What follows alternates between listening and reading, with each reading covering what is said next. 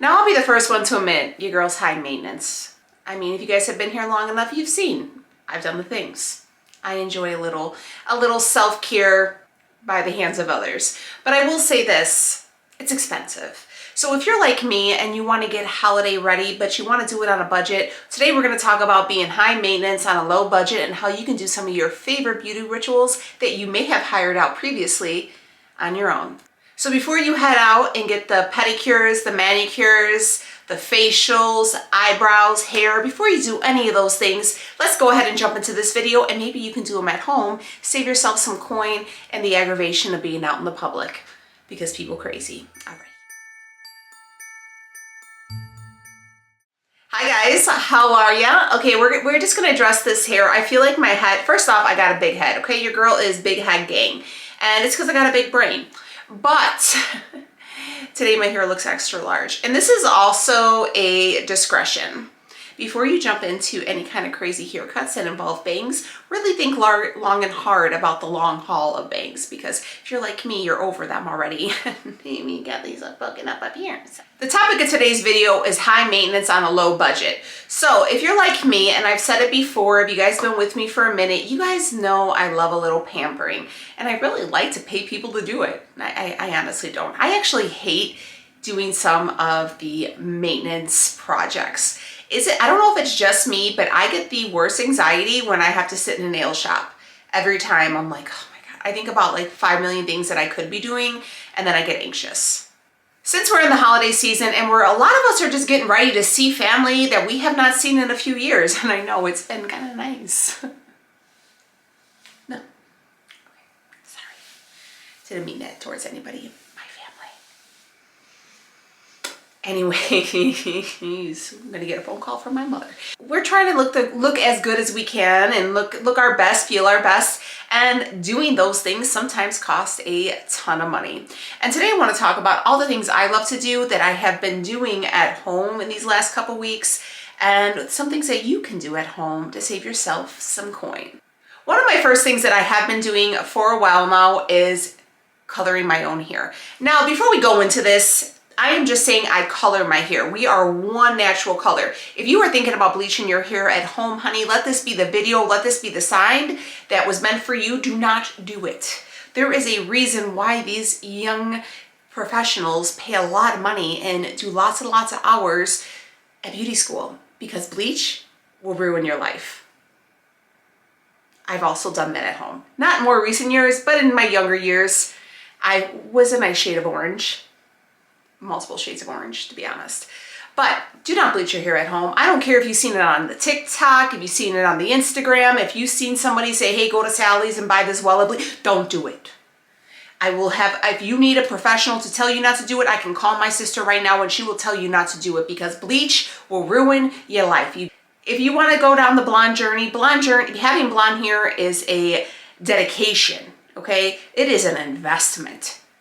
Go to someone who knows what they're doing. Most importantly, go to my sister, Dollhouse Shy, as she's at the Dollhouse Shy on Instagram. Check her out. Tell her that her sister sent you. That's just a shameless plug, but nonetheless, go to somebody with a license. Carrying on, I do color my hair at home, and I've been doing this now for quite some time. And adding on to the at-home hair dye, I also give myself at-home blowouts. I use this guy right here. Will recommend using it on a low setting, and one of my most popular videos was the review on this.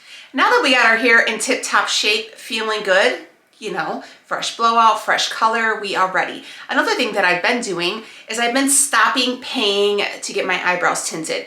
Now, I was paying somebody to tint my eyebrows because I was being lazy. And I was like, hey, I'm already here. But now that I'm doing once I do my hair at home, I just mix up a little hair dye and I will place them on the brows. And it's really simple, and I already have the hair dye mixed up. Just make sure you don't leave it on. I say how I do it is I will put a nice coating, clean it up around the brows, and then about 3 minutes in, I will remove the front part, and then for another like 3 more minutes, I leave it on the tail end, because you want that natural ombre shape. If you guys are interested in seeing all these at-home glow-ups, be prepared, because next week we're gonna have a holiday glow-up at home.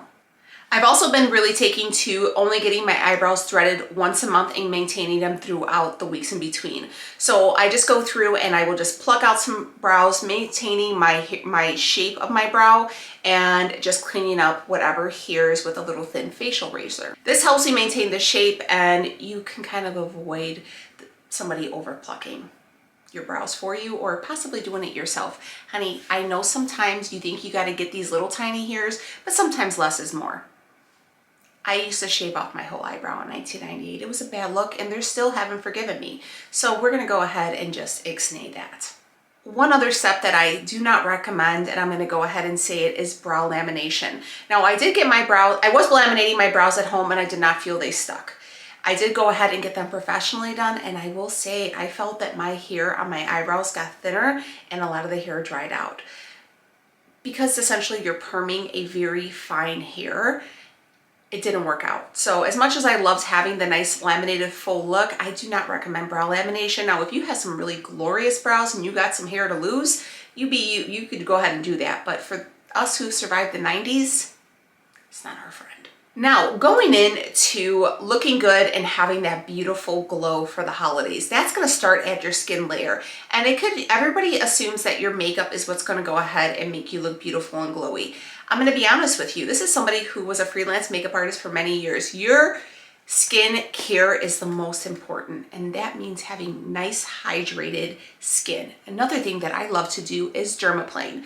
Now, I dermaplane using this little guy right here. I buy these in like a 50 pack off of the Amazon, but they also sell them in Walmart and Target and stuff like that. I even think they have them at like Home Goods and TJ Maxx, but you're gonna wanna get yourself a thin facial razor. Now, before you get scared and think that you're gonna like come out with a 5 o'clock shadow, it's not gonna happen. I have been doing this for many, many years and I do not have any whiskers. I mean, I do, but they're still soft. They're not like, you know, scratches. But I will say that when you are gonna go ahead and use one of these facial razors, it is a one-time use. So once you get that razor, you're gonna wanna one and done that and toss that sucker out. Please do not keep that for the next time. These are the reasons why they sell them in multiple packs, because you're only really supposed to use them once. Now, if you're planning on dermaplaning your face, do all the things. Go ahead and take yourself a nice hot shower, get that steam, open up those pores, do a nice facial mask, all those things. But when I do my dermaplaning, I will use a little bit of oil and leave it on my skin to give it a little bit of a glide. And I will start down and I will hold my skin and I go down. Be very gentle because you can't cut your skin, and just take soft strokes. And I go all around my hairline, getting around the chops. I do around my lips. I do avoid any parts underneath my eyes. And if you have any blemishes, you want to avoid them as well because they will bleed. But essentially your skin is going to look super smooth and voluptuous and just plump, and your makeup is going to go on like a dream. Now, I do dermaplaning about once a month. Some people do it like once a week. I don't feel that I need to do it as often, and I have very thick, dark hair. So that is saying something. I can go about a month, sometimes 6 weeks. If you've been with me for a while, you know I am a false nails girl. I love getting my nails done. I love having them done. The actual procedure of getting them done is like my least favorite. But I will also say this. I live in one of the biggest cities in the United States of America, okay? And I struggle to find a good nail tech. Now, I did have one girl and she was absolutely fabulous, but she comes between here and Chicago, and it was just really hard to get an appointment with her. And when I didn't have that appointment with her, I would try to go to local places around here. And the first initial set that I would get would be good, or like the first week, and then they never last. You know, they would chip, they would break, they would start to lift. And I was paying, you know, a good amount of money to get my nails done, and they just were not lasting. They were looking a little crusty. Sometimes I would notice that like one nail was a little bit crooked. They would clump me. They wouldn't do any cuticle care. Like there was little things that I was like, and you know, I don't like to say anything. So I'm just like, okay. And even when they're like, and they're hitting your thing and you're just like, but anyways, so what I have been doing are my own nails. So I went through and I actually took my kid to get her nails done for her birthday, and I got some like an overlay done on mine, and honey, they broke, all of them. And some of the nails were just not looking good. So I was doing a little research and I came across this kit on Amazon and I read a ton of reviews. Now, I will say that it's a little bit of a trial and error, and every time you do it, you get a little bit better. I will also say that I am no nail artiste, so designs and stuff like that, those are gonna have to be practiced for a later date. But these were so simple to put on. You just go ahead, they're a full form on your nails. You just go ahead and put them on. I could put a full set on in like 6 minutes. Now, during the quarantini, I was my own nail tech and I tried to learn how to do acrylics, and they were lumpy and they took about 6 hours to do, but I did try because I was just trying to feel good about myself. But the time frame of how long it took me to get them done was what kind of derailed me from continuing to do them. But these bad boys, you can change these out once a week, once a day, every other day, because the time is so good. This whole kit cost me $15. Now you can get yourself some no chip nail polish for like another 10 bucks. You can do it. The initial investment might be 40 or 50 bucks on your part, but that is multiple nails, multiple sets.